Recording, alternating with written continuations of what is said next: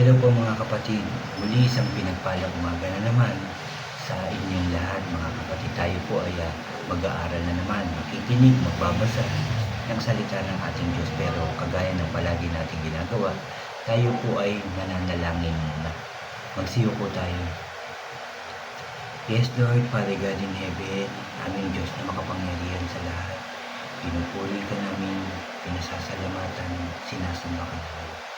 Lord, maraming salamat muli dahil ngayong umaga, binigyan mo na naman kami po ng isang pagkakataon para po makapag-aral, makapakinig ng iyong mga makapangyarihang salita. Lord, kagaya po ng dati na lagi mo po kami ginagabayan. Ngayon, muli mo po kami samahan, turuan, gabayan, proteksyonan sa aming pakikinig ng iyong salita, Lord. At turuan mo rin po ako. Samahan, gabayan po sa aking pag-share ng iyong mga salita para po yung mga sasabihin ko po ay galing lamang sa iyong salita. Lord, maraming salamat at we claim, Lord, kiniklaim po namin na tagumpay na naman ang gawain ito dahil nandito ka kasama namin sa pangalan ng aming Panginoong Jesus. Muli, Lord, pinupuri ka namin, pinasasalamatan, sinasamba ka namin sa iyo lamang ang pinakamataas na papuri at pagsamba sa tanging pangalan ng aming Panginoong Jesus. Lahat tayo ay magsabi ng Amen and Amen. At ito po ang aking channel.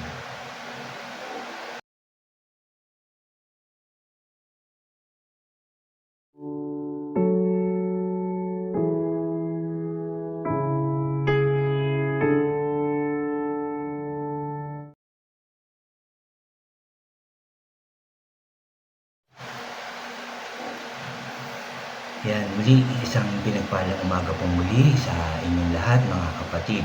Bago po ako mag-share ng salita ng ating Diyos ay anyayahan ko lang po yung mga bago po dyan sa aking channel na huwag niyo pong kalimutan na mag-subscribe po. Paki-like and share niyo po ang aking mga videos at paki-click din po ang notification bell para lagi po kayo updated sa mga bago at iba ko pang i-upload. Salamat mga kapatid, salamat po. Mga kapatid, nandito pa rin tayo sa Psalms 119. Pero nandito na po ang aking share sa 105 hanggang 112 na verse po. So tayo po ay mag-umpisa na. Psalms 119 verse 106 hanggang 12 at ito po ay may pamagat na nagbibigay liwanag ang salita ni Lord. Ang salita mo ay ilaw na guide ko sa daan at liwanag sa aking nilalakaran. Nag-promise ako at aking tutuparin. At ulitin ko mga kapatid. Sabi dito sa verse 106, nag-promise ako at aking tutuparin, matuwid mong mga utos, aking susundin. O Lord, grabe ang paghihirap ko, palakasin mo ako gaya ng sinasabi mo. Lord, tanggapin mo ang papuring alay ko sa iyo at ituro mo sa akin ang mga utos mo. Laging nasa panganib ang buhay ko pero hindi ko kinakalimutan ang batas na binigay mo. Nag-set ng trap para sa akin ng masasama pero hindi ko pa rin sinuway ang iyong mga salita. Pamana mo sa akin ang mga utos mo, magpakailanman. Masaya ang puso ko dahil sa mga yan. At verse 12, nag-decide na ako, susundin ko ang mga utos mo hanggang sa mamatay ako. Amen and Amen. Salamat sa salita ng ating Diyos mga kapatid. No? Dito sinabi ni Haring David na ang salita talaga ng Diyos ang kanyang ilaw at nag-guide sa kanyang lalakaran. Tayo din mga kapatid na nakakapakinig ng salita ng ating Diyos, maging ilaw din natin ang salita ng Diyos para hindi tayo magkamali. Para sa lahat ng ating gagawin, mga plano sa buhay, ay maging maayos.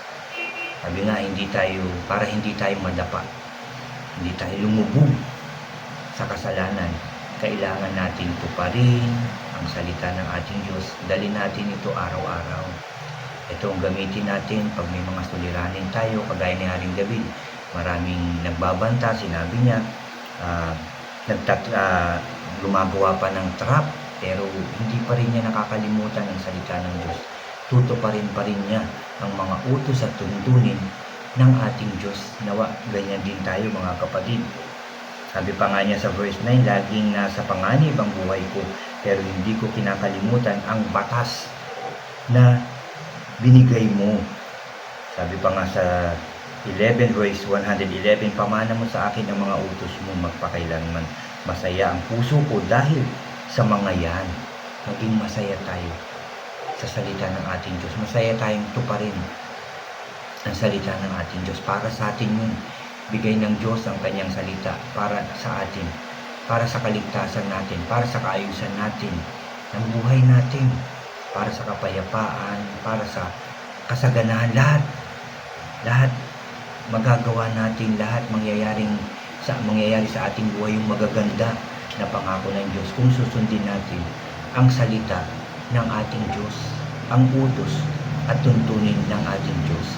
Iingatan niya tayo sa pamamagitan ng kanyang mga salita pag ito'y ating sinunod, mga kapatid. Sabi pa ni Haring David sa verse 12, 112, nag-decide na ako, susundin ko ang mga utos mo hanggang mamatay ako. Tayo, sinusunod ba natin ito mga kapatid? Araw-araw ba ito? O maya't maya, yan ang gamit natin, yung Word of God? O pag naalala lang, pag gusto lang gamitin? O baka mamaya, ito rin ang ginagamit natin pag naiinis tayo sa tao? Diba? Huwag tayo magalit. Huwag masama ang loob natin kapag tayo ay nananalangin o mag-share ng Word of God. Dapat maayos, malinis yung ating puso at isipan sa pagbabahagi ng salita ng ating Diyos. Huwag natin itong ginagamit pag galit na galit tayo sa tao. Hindi po yung maganda. Hindi po yung nararapat. Nagkakasala po tayo. Sasabihin natin, ito para sa ito kasi masama ka. Lahat tayo nagkakasala. Lahat tayo naging masama sa paningin ng ating Ama na nasa langit. Kaya huwag natin ituturo ang ating mga kapatid kung ito ay nagkakasala. No? Lahat po tayo ay makasalanan. Kaya kung ano man yung nasabi sa atin ng ating halimbawa, mahal sa buhay o kaibigan, katrabaho, huwag po natin silang basta isusumpa. Huwag natin silang gagantihan ng masama. Bagkus, sabi nga ng Diyos, magpatawad tayo. At ipag-pray natin yung mga taong nakakagawa ng hindi maganda, nagkakasala, lalo natin sila ipag-pray na hindi na muling makagawa ng kasalanan. Yan ang tinuturo sa atin ng ating Diyos. Yan ang utos niya sa atin. Yan ang tuntunin ng Diyos na tayo ay magpatawad para patawarin din tayo ng ating Diyos sa ating mga kasalanan. Yan po ang dapat natin ginagawa. Kaya ang gawin natin, kagaya ng pamagat, nagbibigay liwanag ang salita ni Lord. Gawin natin itong ilaw. Kasi kung minsan, alam niyo mga kapatid, pag nagagalit tayo, madilim. Diba? Sinasabi nga ng iba, nagdidilim ang pangningin ko sa'yo. Umalis ka sa harap ko. Diba? Kasi nagagalit tayo.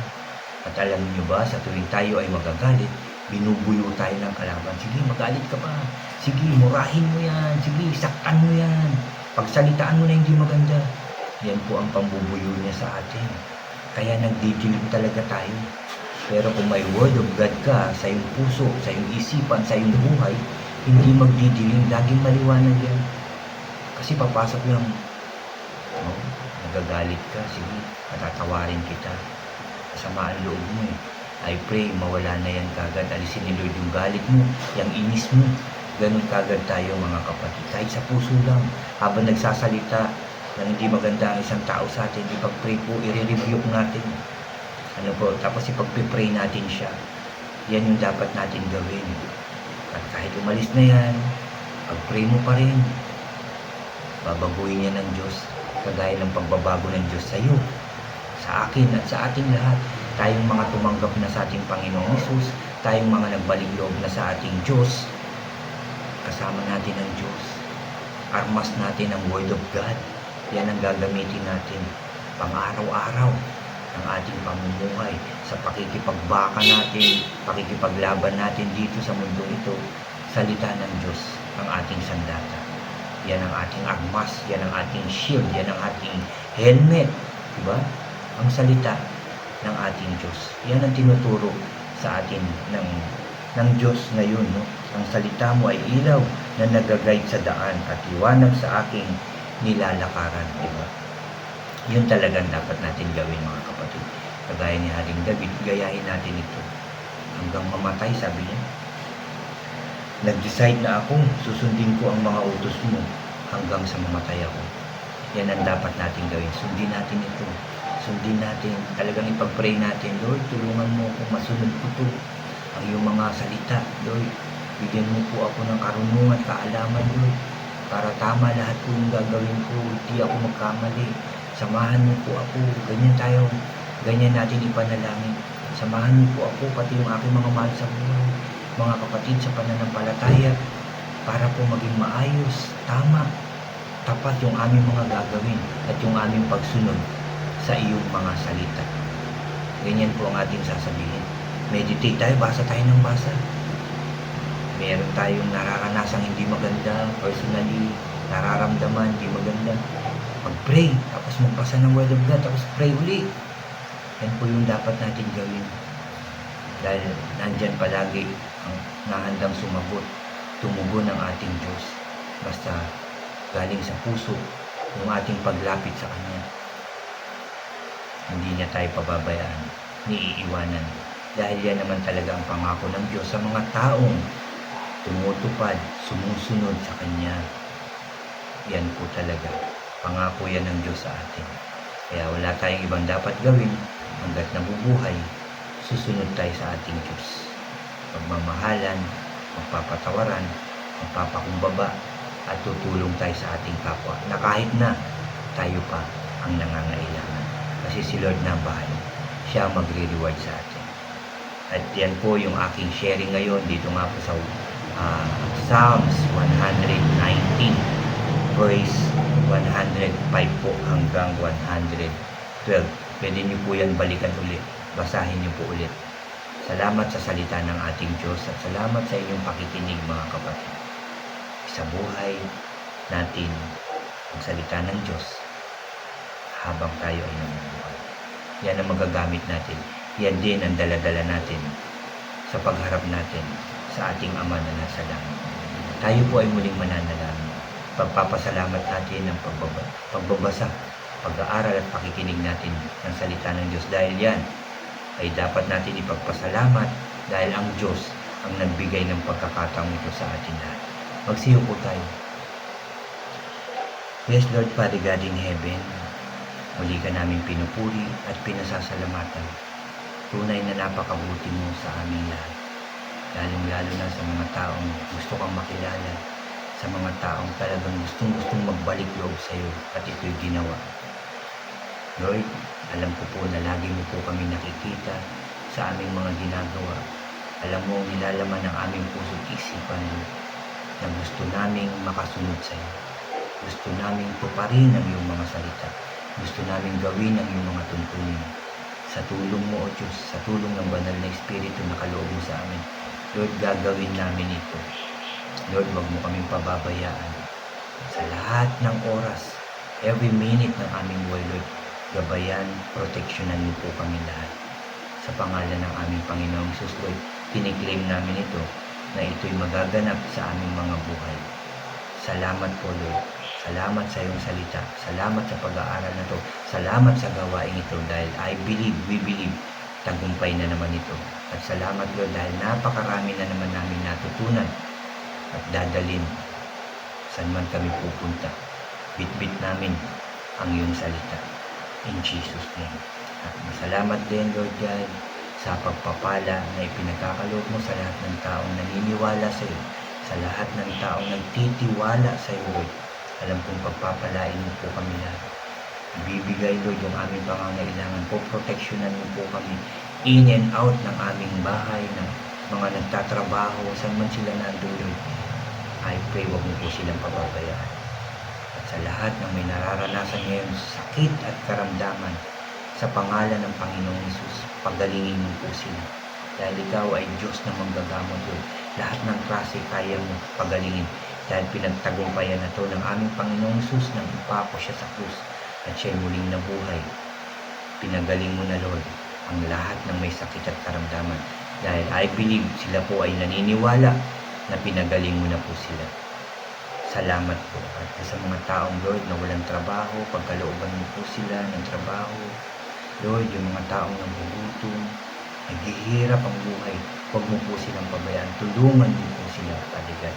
At yung pamilya na magulo, nagkahiwa-hiwalay, Lord, ayusin mo po ulit ito sa pangalan ng Panginoong Hesus. Ayusin mo po ang bawat pamilya, ang bawat lugar at bawat bansa, Lord, maging maayos at maging tapat sa iyo. Magkasundo na magmahalan, magpatawaran at magpakumbaba ang lahat ng tao sa isa't isa. At ang lahat ng tao, nananalangin po ako na silang lahat ay magbalik loob. At pag sila po ay nagbalik loob, Lord, I pray na tanggapin mo po sila. Tanggapin mo po sila. In Jesus' name. Salamat po muli, Lord, for all the blessings, guidance, and protection sa aming lahat, Lord, na ipagkakaloob mo. Tiniklaim ko yan, Lord, na hindi mo kami iiwanan, hindi mo kami pababayaan. Dahil yan po ang pangako mo sa lahat ng taong nagtitiwala, umaasa, sumasampalataya, at nagmamahal sa iyo. Thank you, Lord. Thank you, Jesus. Thank you, Holy Spirit. Salamat po sa lahat, Lord. Salamat po at sa katagumpayan ng gawain ito. Salamat po. Lord, muli ka namin pinupuri, pinasasalamatan, sinasamba ka namin. Sa iyo lamang ang pinakamataas na papuri at pagsamba sa tanging pangalan na aming Panginoong Hesus na aming tagapagligtas. Lahat tayo ay magsabi ng Amen, Amen, and Amen po. Amen, Amen. Claim nyo na, mga kapatid. Pinagkaloob ng Diyos ang ating panalangin. Salamat sa ating Diyos at salamat muli sa inyo, mga kapatid. Hanggang sa susunod kong sharing po, I pray nandyan kayo at madagdagan tayong lahat na nakikinig at sumusunod sa salita ng ating Diyos. God bless po sa inyong lahat at God bless po sa ating lahat.